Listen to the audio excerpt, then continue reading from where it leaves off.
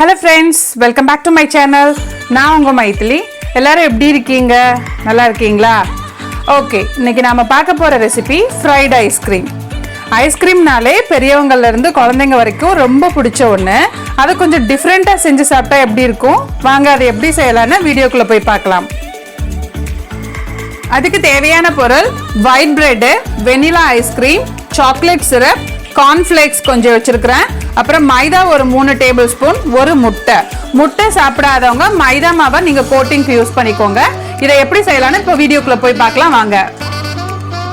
First நம்ம coating ready பண்ணி வச்சுக்கலாம். இந்த ஒரு முட்டை வச்சிருந்தோம் இல்லையா, நம்ம இப்போ எக் கோட்டிங்க்கு நம்ம இந்த முட்டையை உடைச்சு ஊத்திட்டு இதை மிக்ஸ் பண்ணி வச்சிருவோம் நல்லா.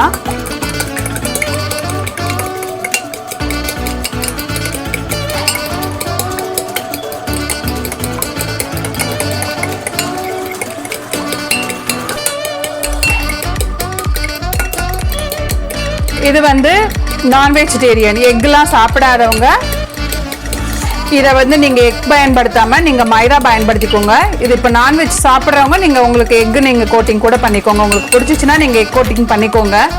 எக்கு வேணான்னா நீங்கள் மைதா கோட்டிங் யூஸ் பண்ணிக்கோங்க. இப்போ நம்ம எக்கு வந்து கோட்டிங் ரெடி பண்ணியாச்சு.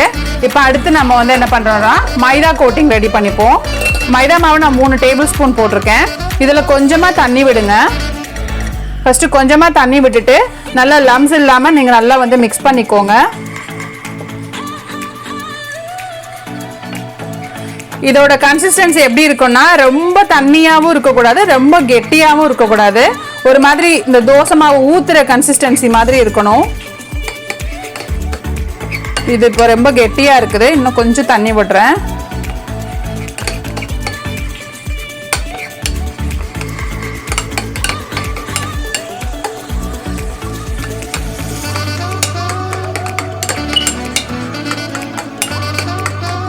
அந்த லம்ஸ் எல்லாம் இல்லை, இன்னும் கொஞ்சம் தண்ணி விட்டுக்கலாம்.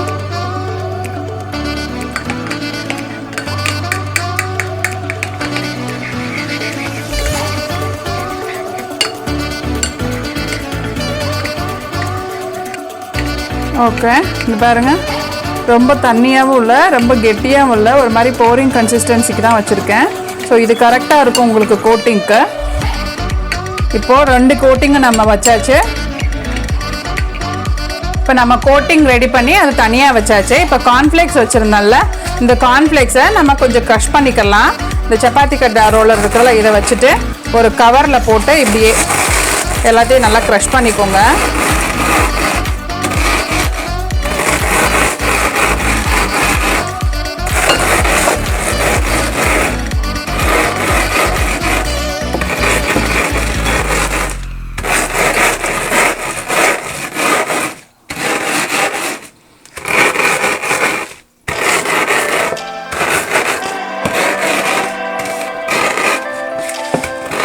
ஓகே, இது க்ரஷ் பண்ணியாச்சு. பாருங்கள் நல்லா க்ரஷ் பண்ணிட்டேன். இதை இப்போ நம்ம தனியாக வச்சுக்கலாம். அடுத்து நம்ம ப்ரெட்டு வச்சுருந்தோம் இல்லையா, அந்த ப்ரெட்டை நம்ம எடுத்து ஒரு சப்பாத்தி கட்டையில் வச்சுட்டு இதை ரோல் பண்ணிக்கலாம். ஃபஸ்ட்டு நல்லா அழுத்தி தேய்ங்க. நல்லா அழுத்தி தேய்ச்சிட்டிங்கன்னா இந்த மாதிரி ஆயிரும், ஃப்ளாட்டாக ஆயிரும். நம்ம அடுத்து என்ன பண்ண போறோம்னா ஒரு நைஃப் எடுத்து இந்த ஓரத்தை எல்லாம் கட் பண்ணிக்கலாம். அந்த ப்ரௌன் பார்ட் இருக்குல்ல, அதை மட்டும் கட் பண்ணிக்கோங்க.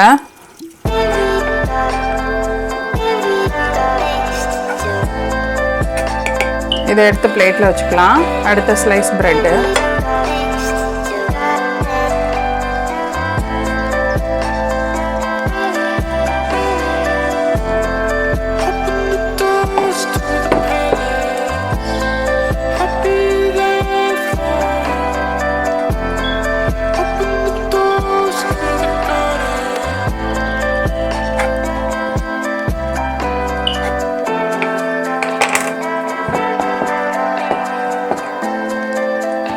இதை வச்சுக்கலாம்.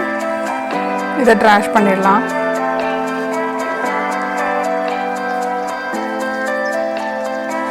இப்போ நம்ம ஐஸ்கிரீம் எடுத்து எப்படி ஃப்ரீஸ் பண்ணலான்னு பார்க்கலாம். அடுத்து வந்து நான் வெனிலா ஐஸ்கிரீம் வச்சிருக்கேன் இல்லையா, இது இப்போதான் நான் ஃப்ரிட்ஜில் இருந்து ஃப்ரீசர்ல இருந்து எடுத்து வெளியில வச்சிருக்கேன். இது வந்து உருகி இருக்கக்கூடாது, ஏன்னா நம்ம இதை எடுத்து அப்படியே பிரெட்டுக்குள்ள வச்சு திருப்பி நம்ம ஃப்ரீஸ் பண்ண போறோம். இது எப்படின்னா நீங்க வந்து over night full day night கூட நீங்க வந்துட்டு ஒரு 4 to 6 hours இதை வந்து ஃப்ரீசர்ல இருக்கணும். அப்போதான் நம்மளுக்கு கெட்டியாக இருந்தால் தான் நம்மளுக்கு அடுத்து கோட்டிங் பண்ண ஈஸியாக இருக்கும். ஸோ நீங்கள் எப்படி பண்ணுறீங்கன்னா, இப்போ நீங்கள் மறுநாள் நீங்கள் பண்ண போகிறதா ஒரு பிளான் இருந்துச்சுன்னா நாள் நைட்டே நீங்கள் வந்து ஒரு பால் மாதிரி பண்ணி உள்ளே வச்சுருங்க. அதுக்கப்புறம் நீங்கள் மறுநாள் காலையில் வந்துட்டு காலையில் எடுத்து கோட்டிங் பண்ணிவிட்டு திருப்பி உள்ளே வச்சுட்டு அப்போ 3:30 மணிக்கு ஒரு 4 மணி போல் உங்கள் குழந்தைங்க வந்து ஸ்நாக்ஸ் கேட்டாங்கன்னா இந்த ஸ்நாக்ஸ் வந்து நீங்கள் பண்ணி கொடுங்க, கரெக்டாக இருக்கும். இப்போ நான் இந்த வெனிலா ஐஸ்கிரீமை ஓப்பன் பண்ணிவிட்டு இது எனக்கு இன்னும் மெல்ட்டே ஆகலை, கரெக்டாக இருக்குது. ஸோ நீங்கள் இந்த மாதிரி ஒரு குழிக்கரண்டி எல்லார் வீட்லேயுமே இருக்கும், கண்டிப்பாக இந்த குழிக்கரண்டி எல்லார் வீட்லேயுமே இருக்கும். இந்த குழிக்கரண்டியில் நான் வந்துட்டு ஒரு ஸ்கூப் எடுக்க போகிறேன்.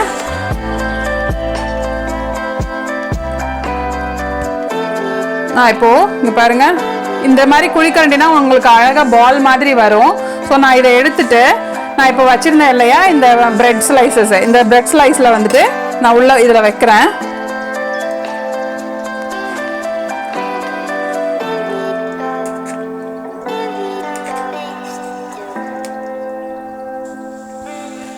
இதை வச்சுட்டு இப்படியே நம்ம வந்துட்டு இதை கவர் பண்ணிடலாம், சீல் பண்ணிடலாம்.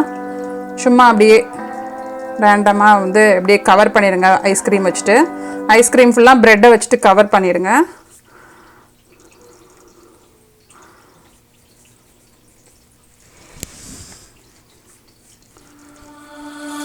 பாருங்கள், ஃபுல்லாக நல்லா பால் மாதிரி பண்ணிவிடுங்க.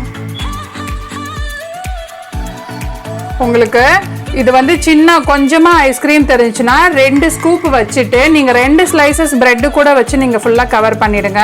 நான் இப்போ ஒரு ஸ்லைஸ் ப்ரெட்டு வச்சுட்டு சின்ன ஸ்கூப் தான் வச்சுருக்கேன். ஓகே, இது ரெடி ஆயிடுச்சு. இதை நான் இப்போ வந்து ஃப்ரீசரில் வச்சுறேன். நீங்கள் வெளியில் வச்சிங்கன்னா இன்னொன்று பண்ணல, நீங்கள் வெளியில் வச்சுட்டு இன்னொன்று பண்ணிங்கன்னா அது வந்து அப்படியே மெல்ட் ஆயிரும் ஐஸ்கிரீமு. இதை நான் உள்ளே வச்சுட்டு செகண்ட் ஒன் பண்ணுறேன்.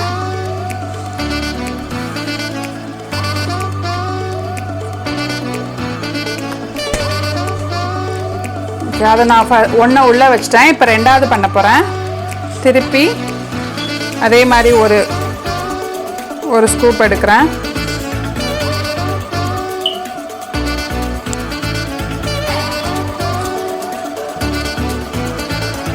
இது கரெக்டாக அட்ஜஸ்ட் பண்ணி வச்சுக்கோங்க. இதில்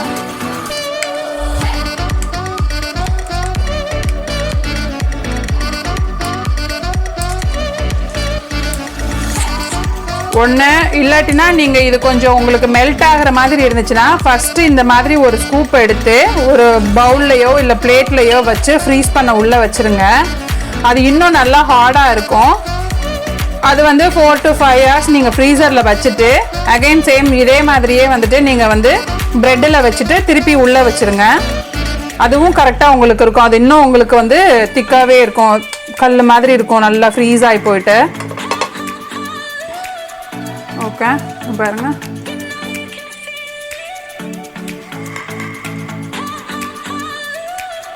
நல்லா வந்துட்டு எல்லா இடத்துலையும் நல்லா சீல் பண்ணுற மாதிரி நல்ல பால் மாதிரி பண்ணிக்கோங்க. ஓகே, இங்கே பாருங்கள், நான் ஃபுல்லாக வந்து பால் மாதிரி பண்ணிட்டேன். ப்ரெட்டெல்லாம் ஐஸ்கிரீம் உள்ளே வச்சுட்டு ப்ரெட்டெல்லாம் சுற்றி நல்லா கவர் பண்ணிட்டேன். இப்போ இதை வந்து என்ன பண்ணுறேன்னா நான் ஒரு 4 to 5 மணி நேரம் வந்து நான் ஃப்ரீசரில் வைக்க போகிறேன்.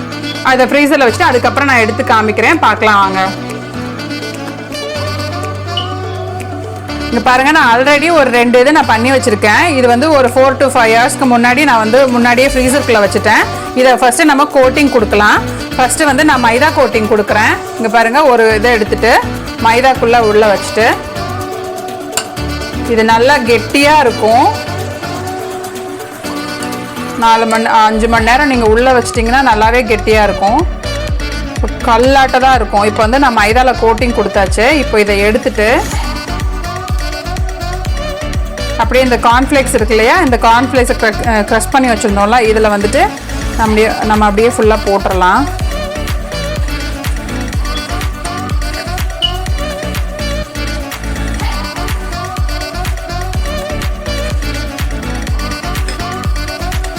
இப்போ இதில் வந்து கொஞ்சமாக தான் வந்து கார்ன்ஃப்ளேக்ஸ் ஒட்டியிருக்கும். இதை மறுபடியும் என்ன பண்ணுறீங்கன்னா திருப்பி நீங்கள் ஃப்ரீசருக்குள்ளே வச்சுட்டு ஒரு அரை மணி நேரத்துக்கு அப்புறம் எடுத்துட்டு அகெயின் சேம் ப்ராசஸ் இதே மாதிரி கொஞ்சமாக கோட்டிங் கொடுத்துட்டு இது மேலேயே வந்துட்டு கார்ன்ஃப்ளேக்ஸ் கொடுத்துட்டிங்கன்னா நல்ல கார்ன்ஃப்ளேக்ஸ்னால் நல்லா இதில் ஒட்டி இருக்கும். ஸோ அதை நீங்கள் வந்து பொரிச்சு எடுக்கல நல்லா இன்னொன்று சூப்பராக இருக்கும், நல்ல கிறிஸ்பியாக சூப்பராக இருக்கும்.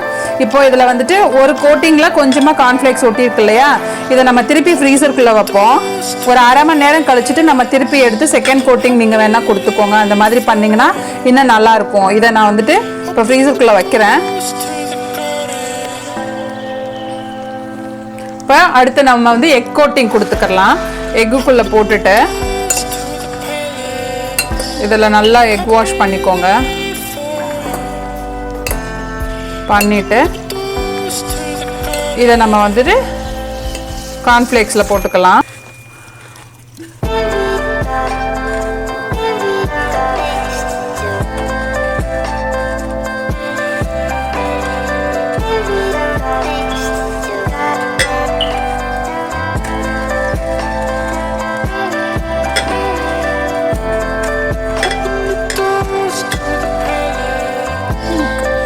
இதை இப்போ நம்ம ஃப்ரீஸ் பண்ணிடலாம்.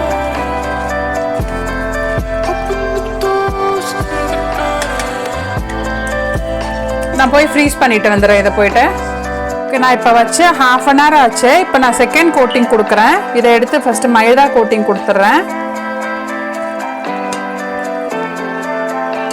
இதை கொடுத்துட்டு இதை எடுத்து சேம் இதே மாதிரியே நம்ம கார்ன்ஃப்ளேக்ஸில் வச்சிடலாம்.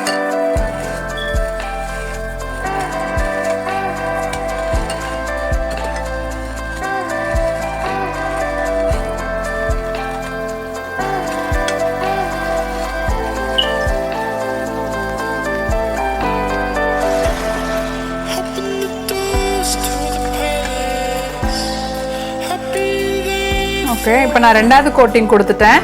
இந்த மைதா கோட்டிங் நீங்கள் நான் திருப்பி சொல்கிறேன், எக்கு சாப்பிடாதவங்க நீங்கள் மைதா யூஸ் பண்ணிக்கோங்க. இல்லாட்டினா நீங்கள் எக்கில் யூஸ் பண்ணி சாப்பிட்டாலும் சூப்பராக இருக்கும். இப்போ நான் இது செகண்ட் கோட்டிங் கொடுத்துட்டேன் மைதா. அடுத்து நான் எக்கில் கோட்டிங் கொடுக்குறேன். இதே இது உள்ளே போட்டுக்கலாம்.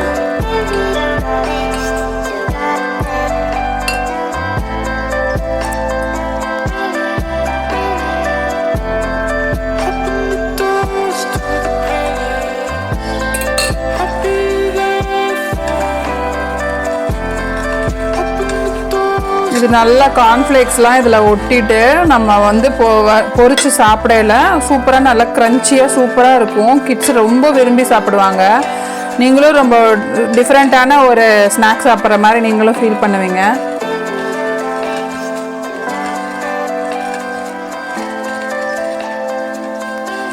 கிட்ஸ் வந்துட்டு ஸ்கூல் விட்டு வந்துட்டு எனக்கு ஏதாவது ஸ்நாக்ஸ் பண்ணித்தாங்க அப்படின்னாங்கன்னா நீங்கள் வந்து வெறும் ஐஸ்கிரீமாக கொடுக்கறதுக்கு எல்லா பேரண்ட்டுமே வந்து பயப்பட தான் செய்வாங்க. ஐஸ்கிரீம் வந்து குளிர்ச்சிடுங்க, என்னைக்காவது ஒரு நாள் நீங்கள் இப்படி பண்ணி கொடுக்கலாம். இதில் வந்துட்டு ஸ்லைசஸ் ஆஃப் ப்ரெட்டும் நான் வச்சுருக்கேன்ல, ஸோ பசங்க இதை சாப்பிட்டாங்கன்னா நல்லா ஃபில்லிங்காக இருக்கும். ஓகே, இப்போ நான் 2 கோட்டிங் முடிச்சிட்டேன். இப்போ இதை நம்ம வந்துட்டு ஃப்ரீஸ் பண்ணி வச்சிடலாம். இது ஒரு 1 or 2 hours நீங்கள் ஃப்ரீஸ் பண்ணி வச்சுட்டு அதுக்கப்புறம் நம்ம வந்து பொரிச்செடுக்கலாம். இதை ஒரு பேன் வச்சுக்கோங்க. எண்ணெய் நல்லா பொரிக்கிறதுக்கு தேவையான அளவு எண்ணெய் விட்டுட்டு நல்லா ஹை ஃப்ளேமில் வச்சுட்டு எண்ணெய் நல்லா காஞ்சிருக்கணும். எண்ணெய் நல்லா காயறதுக்கு முன்னாடி நீங்கள் போட்டுட்டிங்கன்னா வந்து அந்த இது நல்லா பொரிஞ்சு வராது. அது இப்போ ரொம்ப நேரம் மேலே வேகாமல் உள்ளே வந்து ஐஸ்கிரீம் நல்லா மெல்ட் ஆகிடும். அதனால் எண்ணெய் நல்லா காய விட்டுக்கோங்க. இதோட டைமிங் வந்துட்டு உங்களுக்கு 15 to 20 செகண்ட்ஸ்குள்ளே தான் உங்களுக்கு வந்துட்டு இருக்கணும். அதுக்குள்ளே நீங்கள் விட்டிங்கன்னா உள்ளே ஐஸ்கிரீம் மெல்ட் ஆகிடும். ஸோ வந்துட்டு இப்போ நம்ம வந்துட்டு எண்ணெய் நல்லா காஞ்சிருக்குது. இதை அப்படியே எண்ணெய்க்குள்ளே வச்சுட்டு அப்படியே எண்ணெயை எடுத்து இப்படி மேலே ஊற்றுங்க.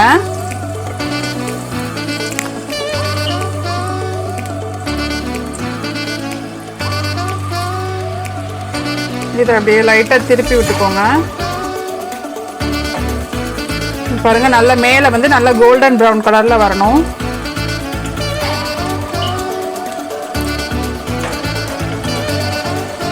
அவ்வளோதான்.